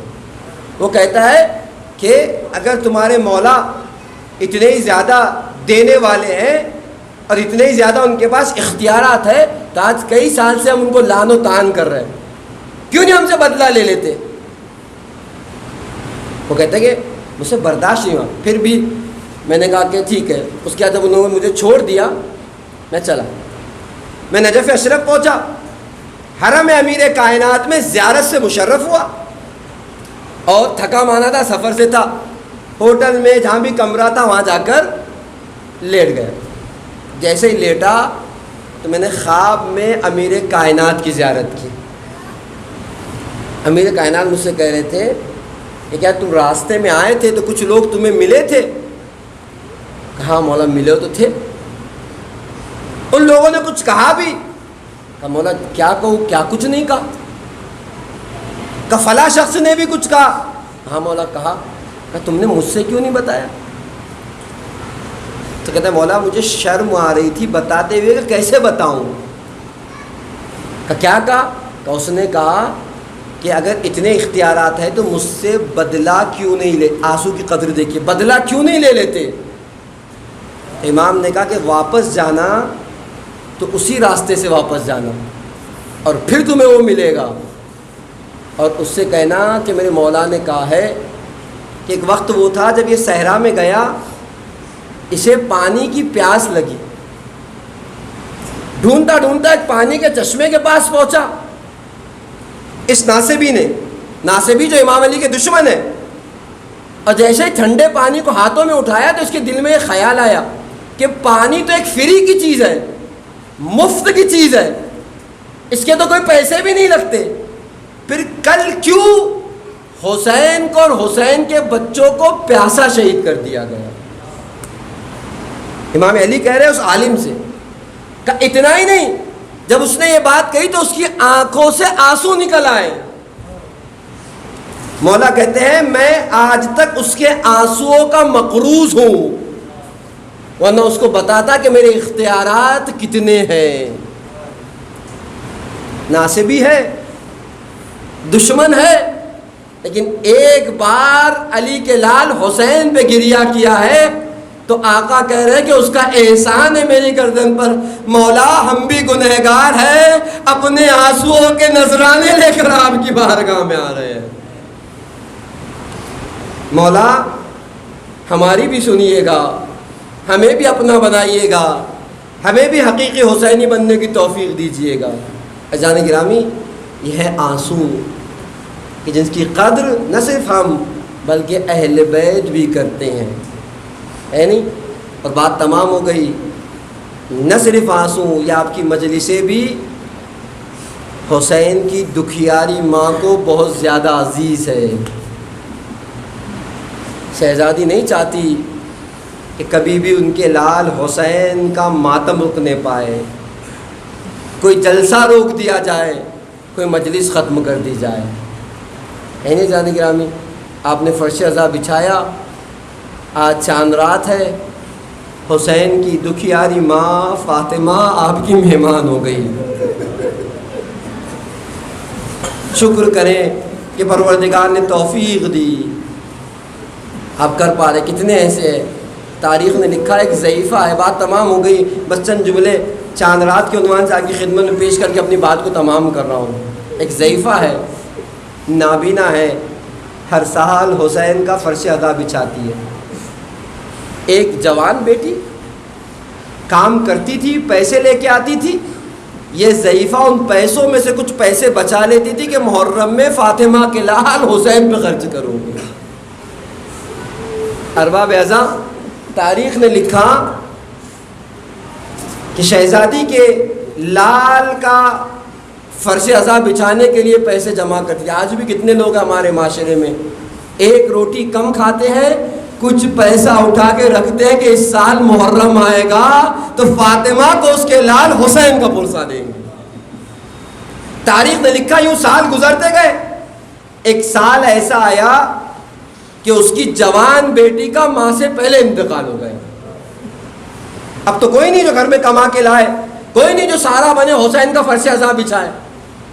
تاریخ کہتی ہے ایک دن یہ ضعیفہ اپنے دروازے کو کھولا، کیا دیکھا؟ ایک ہنگامہ سا ہے، دیوار کو سنبھالتے ہوئے، نابینا تھی، کچھ ہلکا ہلکا دکھائی دیتا تھا، دیوار کو سنبھالتے ہوئے ایک شخص کا کسی کا ہاتھ پکڑ کے دیا، ہنگامہ کس بات کا ہے؟ کہا آج آسمان پر محرم کا چاند نمودار ہو گیا ہے۔ ارباب اعضاء، آپ نے بھی جو شوقین نے دیکھا ہوگا، چاند نہیں دیکھا ہوگا تو چاند کی خبریں سنی ہوگی، یعنی ایک ایسا چاند ہے کہ جو بے وطنوں کو وطن یاد دلا دیتا ہے۔ سال بھر آپ کو وطن کی یاد نہیں آتی نا، محرم میں آتی ہے۔ ایک بے وطن کا اعزاز ہے کہ آپ چاند دیکھتے ہی اپنے وطن کو یاد کریں۔ جملہ کہوں، جو چاند آپ نے دیکھا نا، اسی چاند کو کربلا والوں نے مکہ اور کوفہ کی راہ میں دیکھا تھا۔ جب جناب لیلا نے محرم کے چاند کو دیکھا تو دل کہتا آواز دی ہوگی، اے محرم کے چاند تو نمودار ہو گیا، لیکن اب میرا چاند غروب ہو جائے گا۔ جب رباب نے دیکھا ہوگا تو آنسو بہا کے کہا ہوگا، اے محرم کے چاند تو نمودار ہو گیا، میرا چاند اصغر بدلیوں میں چلا جائے گا۔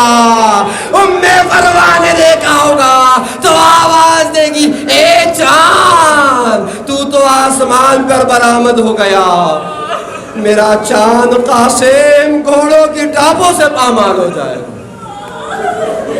اجرکم اللہ، صاحب اولاد تشریف فرما ہے، اللہ آپ کو کسی غم میں نہ رلائے، آپ کی اولادوں کو سلامت رکھے۔ تاریخ نے لکھا ضعیفہ نے جیسے ہی سنا کہ محرم کا چاند آسمان پہ نمودار ہو گیا ہے، گھر میں داخل ہوئی، قبلہ رخ کر کے کہتی ہے، حسین کی ماں فاطمہ، اے شہزادی، میں ہر سال آپ کے بچے کا فرش عزا بچھاتی تھی، ہر سال آپ کے لال حسین کی مجلسوں کو برپا کرتی تھی، شہزادی حوصلہ دیجئے، میری بچی تو دنیا میں نہ رہی، آپ ہی ہمت دیجئے کہ آپ کے لال کا فرش عزا بچھا کر چھوٹی سی آپ کی خدمت کر سکوں۔ تاریخ کہتی ہے بہت آنسو بہائے، اپنی جوان بیٹی کو یاد کیا، محرم کے چاند کا تذکرہ حسین پہ گریا۔ رات گزر گئی، صبح ہوئی، دروازے پہ دق الباب ہوئی۔ ایک مرتبہ دروازے کو کھولا، کہ کون؟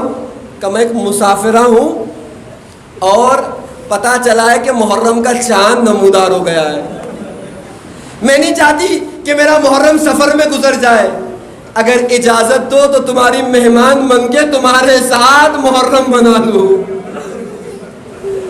ضعیفہ کو حوصلہ آ گیا، ہاتھوں کو پکڑا، سینے سے لگا، اس سے اچھی کیا بات ہے، میں تو چاہ ہی رہی تھی کہ فاطمہ کے لال حسین کا فرش عزا بچھاؤ، آؤ میرا ساتھ دو، ہم مل جل کر حسین کا فرش عزا بچھاتے ہیں۔ تاریخ کہتی ہے مومنہ نے، اس ضعیفہ نے مومنہ کو اندر لیا، یہ مومنہ آئی، فرش عزا بھی بچھاتی تھی، تبرک کا انتظام بھی کرتی تھی، اور اتنا ہی نہیں بلکہ ضرورت پڑنے پر حسین کے مصائب بھی پڑھا کرتی تھی۔ جب کچھ روز لوگ خواتین آتی رہی اور مصائب سنتی رہی تو ایک بار اس نابینا ضعیفہ کے ہاتھ کو پکڑ کے بعض خواتین نے کہا کہ آپ کا اس سال کا محرم بڑا عجیب سا محرم ہے۔ کہ کیا مطلب، کہنا کیا چاہتی ہے، کہ کوئی کمی رہ گئی، کوئی چیز باقی رہ گئی؟ کہ نہیں، اس محرم میں بڑی رقت ہے۔ کہ وہ کیسے؟ کہ یہ جو مومنہ آپ کے گھر میں ہے، جب یہ یا حسین کہتی ہے تو ایسے لگتا ہے ڈھڑوتی بات یا حسین۔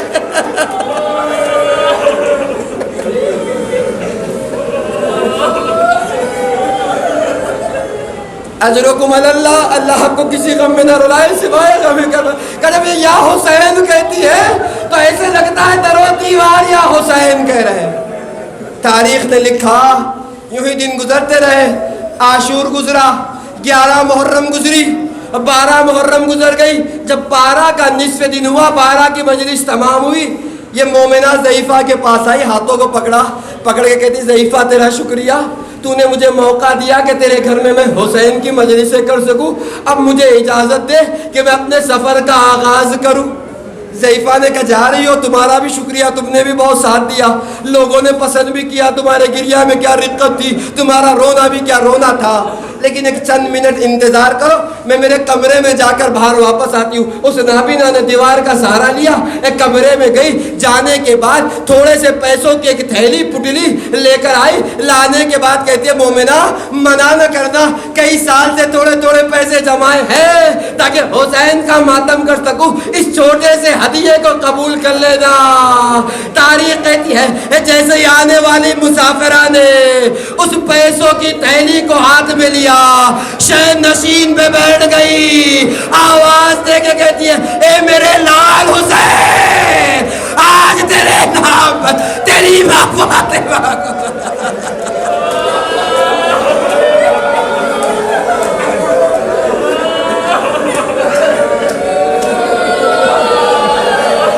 اجرکم اللہ، تیرے نام پر تیری ماں کو ہدیہ دیا گیا۔ جیسے ہی ضعیفہ نے سنا، دکھائی نہیں دے رہا تھا، لپک گئی، دامن کو پکڑا، پکڑ کے کہتے ہیں مسافرہ اے مومنہ میں تجھے جانے نہ دوں گی، یہ تو بتا دے تو ہے کون؟ شہزادی نے سینے سے لگایا، اے ضعیفہ میں کوئی اور نہیں، حسین کی ماں فاطمہ۔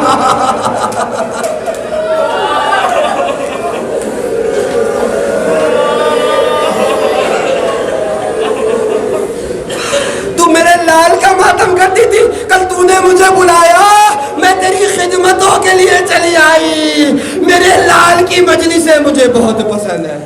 ہاں ارباب اعضا، بس رسمی طور پر آپ کی خدمت میں 2-4 جملے پیش کر رہا ہوں۔ تاریخ نے لکھا یہ عاشور چاند ہے جو نمودار ہوا، ہمارے یہاں معمولاً رخصتی کے مسائل پڑھے جاتے ہیں۔ تاریخ نے لکھا جب امام حسین کا قافلہ مدینے سے چلنے کے لیے آمادہ ہوا ہے، مختل کہتا ہے امام حسین سب سے پہلے قبر رسول اللہ پر گئے، جانے کے بعد السلام علیکہ یا رسول اللہ،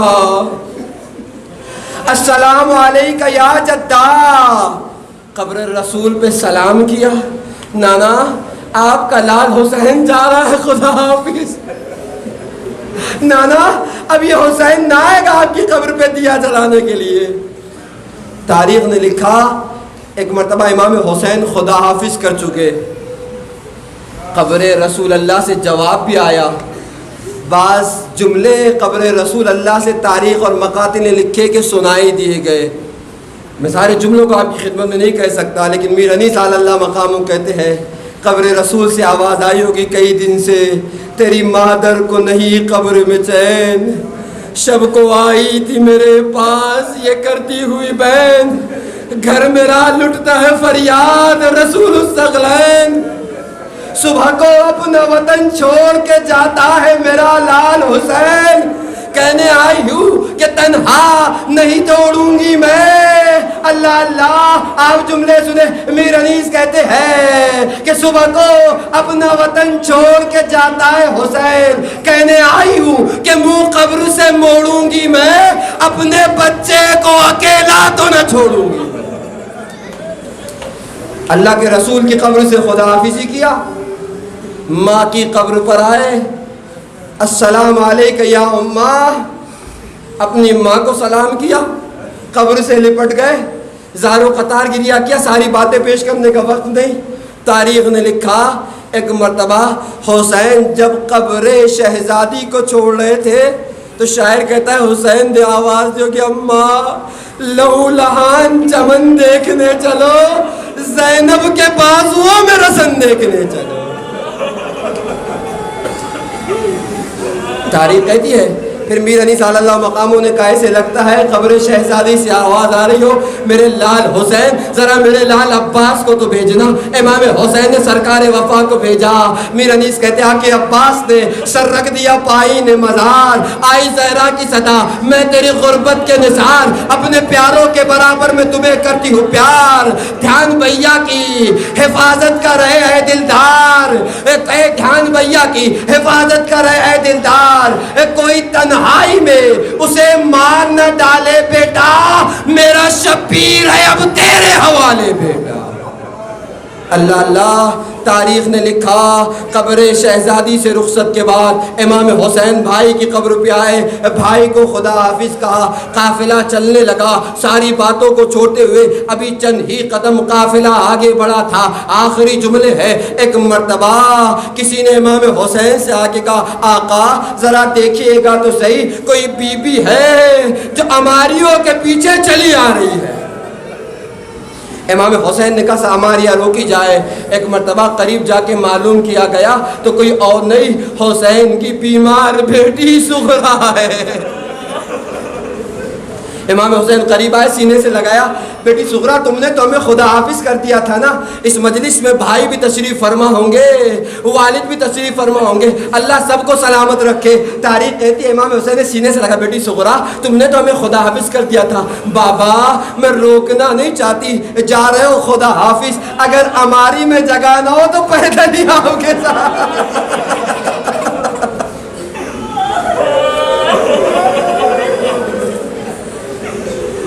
اللہ اللہ، امام حسین نے تسلی دی، بیٹی مصلیت نہیں، تمہیں نہیں لے جا سکتا۔ تاریخ نے لکھا اچھا بابا جا رہے ہو خدا حافظ، سغرا روکے گی نہیں، ایک کام کرتے جاؤ، کچھ دیر کے لیے میرے ششماہ برادر علی اصغر کو نہیں معلوم مقتل نے لکھا، علماء مقاتل کہتے ہیں اصغر کو اپنی آغوش میں لیا، اب اصغر بہن کی آغوش میں کیا گئے، یہ کسی کی آغوش میں نہیں آتے۔ ماں رباب آگے بڑھی، اصغر نہیں آئے، پھوپھی زینب آگے بڑھی، اصغر نہیں آئے، نہیں معلوم کسی نے آغوشیں پھیلائی، اصغر نہیں آئے۔ جب امام حسین نے اس منظر کو دیکھا آگے بڑے ہیں، ششماہے کے کانوں میں کچھ کہا، تاریخ نہیں بتاتی کیا کہا، لیکن ہاں علماء کہتے ہیں شاید کہا ہوگا بیٹا اصغر اگر کربلا نہ ہوگے تو کربلا دور ہی رہ جائے گی۔ تاریخ کہتی ہے جیسے امام حسین نے کانوں میں کچھ کہا، اصغر ہم کے ہیں بابا کی آغوش میں چلے گئے، ادھر قافلہ بڑھنا چاہتا ہے، پھر جناب سغرا نے روک لیا، ذرا میرے بھائی اکبر سے مل لینے دو، دامن کو پکڑ کے کہتے بھائی اکبر تم بھی جا رہے ہو خدا حافظ، یہ بہن نہیں روکے گی لیکن مجھے تمہاری شادی کے بڑے ارمان۔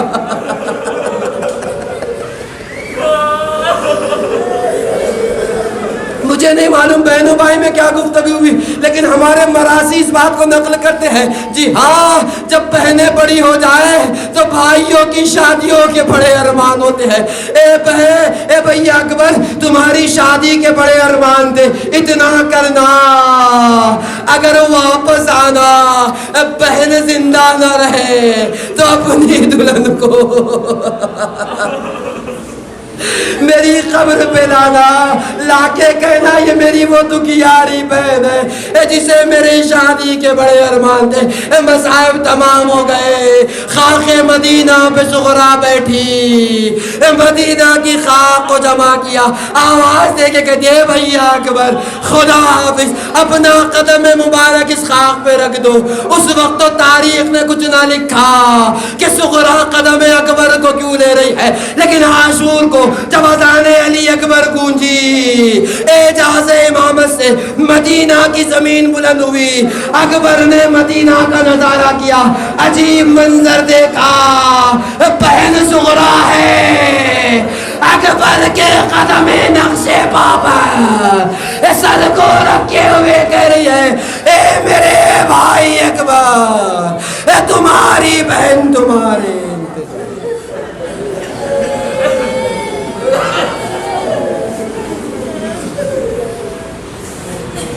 الا لعنت اللہ علی القوم الظالمین سیعلم الذین ظلموا ای منقلب ینقلبون۔